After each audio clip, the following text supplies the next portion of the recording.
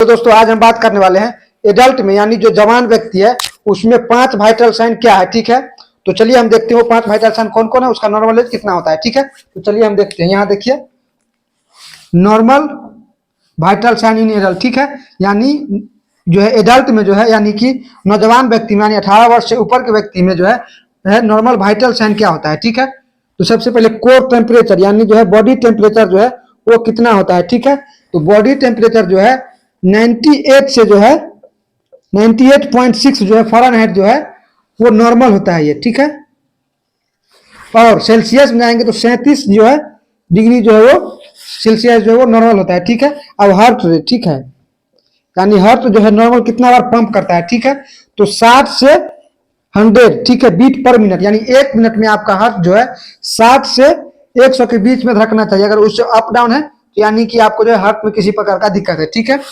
Respiratory rate, ठीक है, यानी हम सांस लेते हैं, अगर हम सांस लेते हैं, ठीक है, तो कितना होना चाहिए नॉर्मल रेंज। ठीक है, हम मानी 1 मिनट में कितना बार सांस लेना चाहिए हमको। ठीक है, तो 1 मिनट में आप 12 से 18 बार जो है आपका नॉर्मल है, यानी कि 12 से 18 बार आप सांस लेते हैं। अगर इससे अगर कम या बेसी है तो आपका जो है लंग्स में किसी प्रकार का इन्फेक्शन है या किसी प्रकार का जो है वो दिक्कत है। ठीक है, अब ब्लड ऑक्सीजन, ठीक है, यानी आपके शरीर में यानी आपके ब्लड में ऑक्सीजन लेवल कितना होना चाहिए, तो 90 से 100 के बीच में जो है आपके बॉडी में जो है वो ऑक्सीजन लेवल होना चाहिए। ठीक है, ब्लड में।